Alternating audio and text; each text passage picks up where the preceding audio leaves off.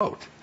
Joining us now, Chairman of the American Conservative Union, Matt Schlapp, and Steve Cortez, member of Trump's National Hispanic Advisory Council, Wall Street strategist. Great to have you with us. I've just got to ask, will Trump make an equal bid as President Obama, encourage them to vote, encourage no repercussions, and invite them into the country, into our electoral system? Lou, we will do no such thing, and in fact, we're going to do quite the opposite. And by the way, as an Hispanic, as the son of an immigrant, I think it's incredibly insulting to Hispanics. It's incredibly insulting to all legal immigrants, people who go through the onerous, often time-consuming, expensive process to become a legal citizen of the United States. And by the way, we love immigrants. Donald Trump is also the son of an immigrant. By the way, you may notice the rest of us love immigrants because we invite over 1 million immigrants into the country every year legally. We accept almost 1 million illegally into this country. Matt, where is the Republican response to such an outrage by the President of the United States?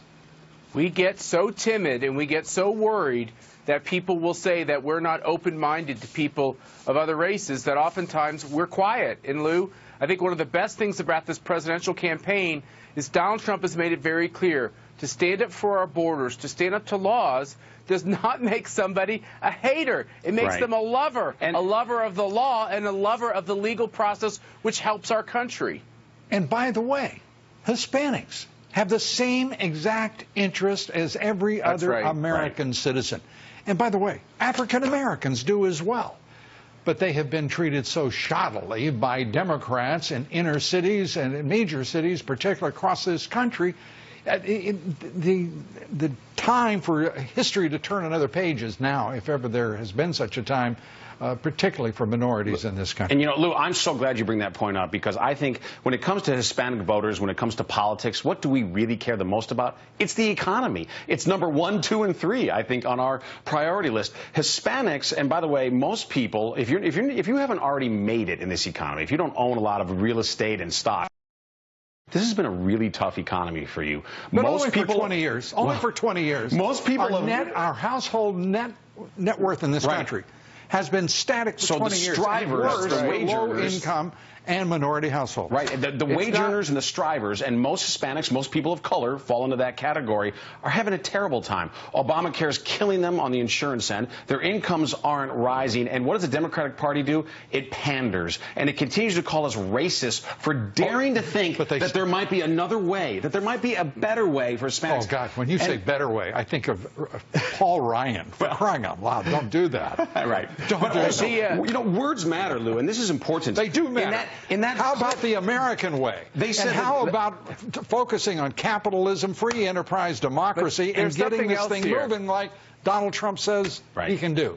Yes, there's something else here, which is I agree with Steve that these economic pressures Don't be ganging up on me now.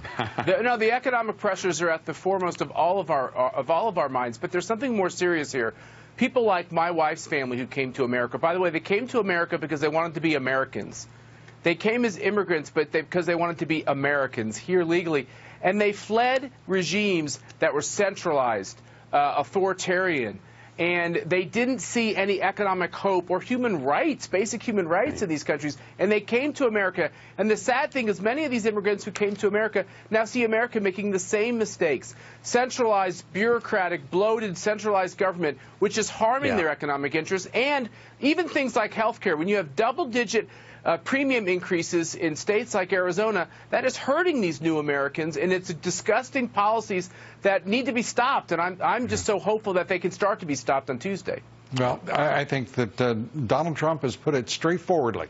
Whether it's corruption at the FBI and the Justice Department and the White House, whether it is the corruption of the Clinton cartel, the American people have the opportunity as well as the great responsibility to deliver justice, and that is to reject all of that corruption on the part of the Democratic Party and all its forms in Washington, D.C. And by that, I do not mean to suggest in any way that the Republicans don't have their own share of responsibility as well. Matt Schlapp, thank you.